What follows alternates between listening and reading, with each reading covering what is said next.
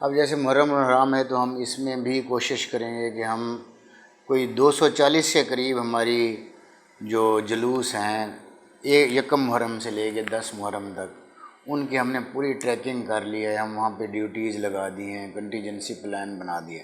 Main road تو صاف ہوں گے ظاہر اتنا بڑا ایونٹ ہے, اور ہم نے اوور آل کلیننس آپریشن کرنا ہے. اس کے علاوہ ہم نے روٹس کے ساتھ اور مجالس میں بھی بندے اٹیچ کر دیے. اس میں ہم نے سیکٹر وائز لوگوں کی ڈویژن کر دی ہے, ان کے ڈیوٹی روسٹرز نکال دیے, ان کے فون نمبر ایکسچینج کر دیے. دوسرا ہم نے جو جتنے بھی لائسنس داران ہیں جہاں پہ مجالس کنڈکٹ کرواتے ہیں یا جتنے لوگ بھی جلوس مطلب نکالتے ہیں, ان کو ہم نے پہلے سے ہی لوپ میں لے لیا ہے.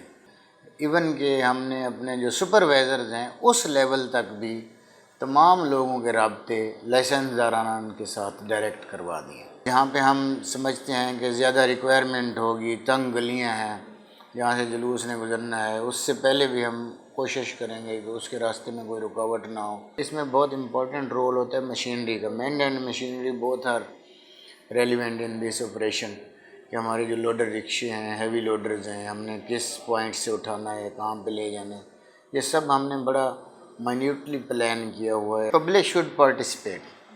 آپ کا 27 لاکھ آبادی کا شہر ہے, 26 لاکھ ورکرز پر چھوڑ دیں اور باقی سارے جو ہے وہ ویسٹ لٹر کرنے میں مصروف ہو جائیں تو کلیننس آپریشن ہو ہی نہیں سکتا.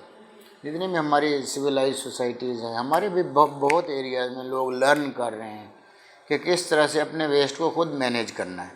تو لوگوں کے لیے یہی میسیج ہے. رادر کہ میں نے اپنے جو لائسنس داران ہیں ان کے ساتھ بھی میٹنگ کی ہے, ان کو یہ میسیج دیا ہے. اب اس چینل, آپ کے چینل کے تھرو بھی ملتان کی عوام کو بھی میسیج چلا جائے کہ جہاں پہ بھی گیدرنگز ہوتی ہیں ہم نے ہی مدر ارتھ کو سیو کرنا ہے, ہم نے انوائرمنٹ کو سیو کرنا ہے, اور ہم نے ہی سروس ٹو انوائرمنٹ دینی ہے, تو ہی ہماری جو آنے والی جنریشن ہیں وہ اس سے محفوظ, گلوبل وارمنگ سے بھی محفوظ رہیں گی اور بیماریوں سے بھی اور وائرسز سے بھی.